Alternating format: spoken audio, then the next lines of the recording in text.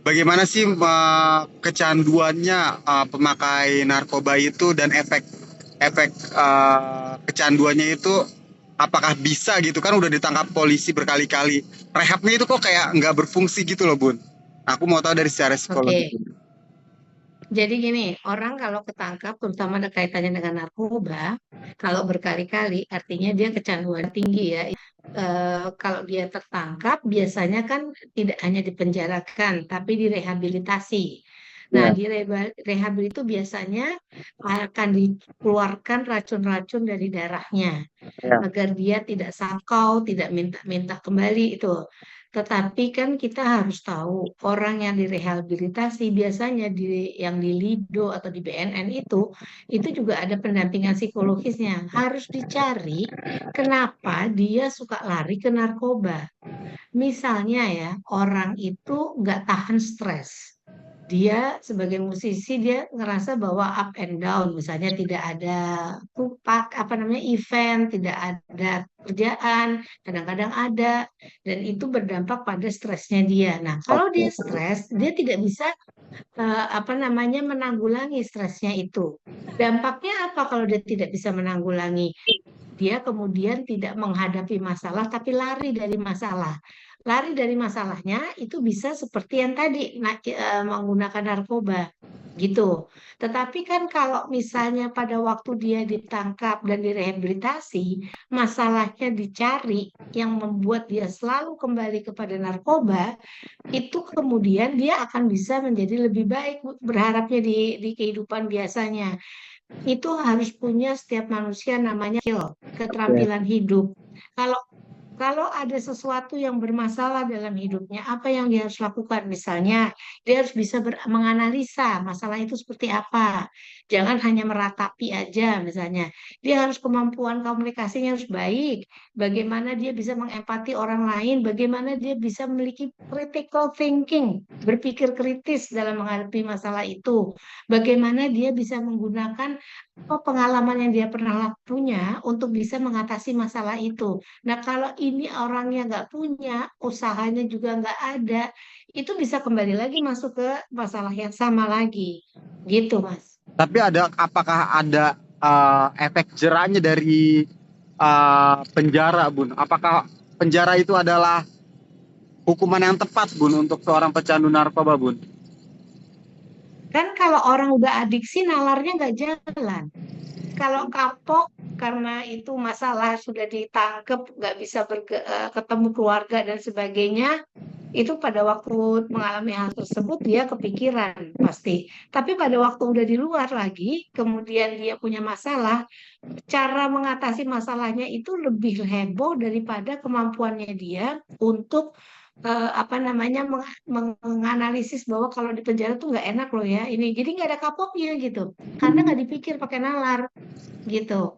Jadi orang-orang seperti ini kayak jadi kan coba bayangkan yang narkoba itu kan kenapa dia relapse kan otomatis sekali kalau ada kayak gitu dia pakai kayak gitu. Iya. Berarti ini juga uh, Halo, halo? Ya, berarti ini juga ya.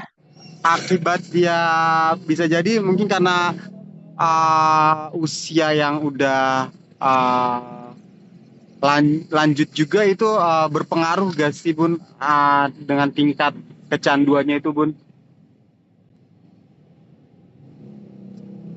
Bukan usia, tetapi lebih kepada kecanduannya itu yang kemudian dia tidak bisa ngatasinnya sendiri karena yang tadi saya bilang itu ada masalah kembali lagi ke situ dan mungkin teman pergaulannya masih yang itu-itu saja sehingga Oh tiap iya kali iya. digoda untuk kemudian Hmm. menggunakan lagi sedikit sedikit lama-lama kan jadi kemudian seperti apa namanya pengguna lagi gitu Hmm. jadinya.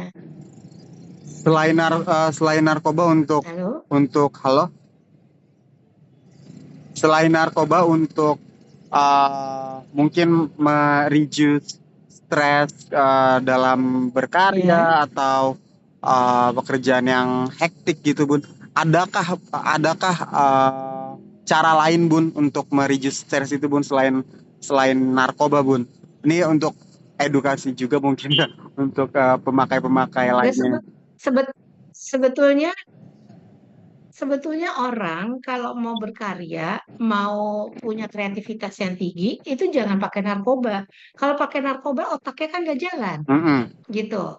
Jadi yang harus dilakukan malah dia tidak harus bersih, clean, tidak pakai narkoba. Bukan karena dia lagi fly terus kemudian jadi keluar ide-ide salah berpikirnya itu.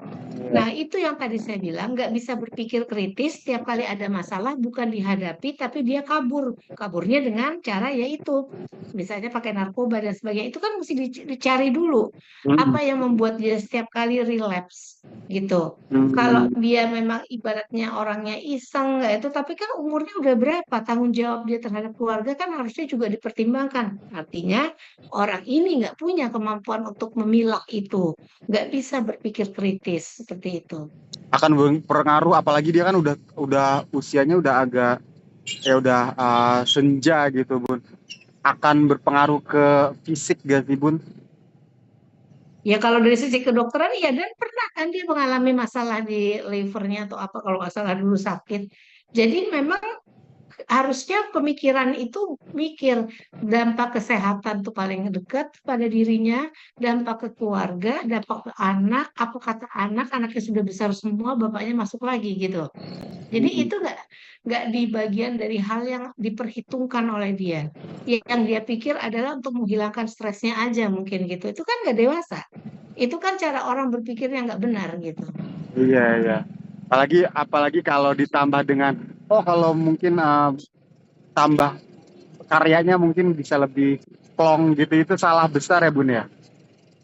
Salah, karena Oh. orang yang berpikir kritis, yang kreatif tuh orang yang nalarnya dipakai, kognitifnya terpakai, bukan yang dibuai oleh kehabitan dan habit atau kebiasaan yang Hmm. nggak pakai dipikir, udah nyari jalannya sendiri gitu kan, banyak orang yang kecanduan nggak Hmm. mikir, pokoknya yang penting dapat itu barang aja gitu.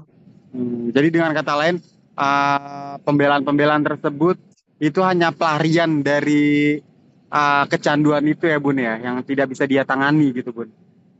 Iya, pokoknya kecanduan itu kenapa dia lari lagi? Kalau dia tadinya memang betul udah clean, pertanyaannya ada apa dalam dirinya yang dia tidak mampu atau dirasa kurang pada waktu dia menghadapi situasi di luar sana yang penuh misalnya masalah, konflik dan sebagainya, dia nggak bisa ngatasinnya.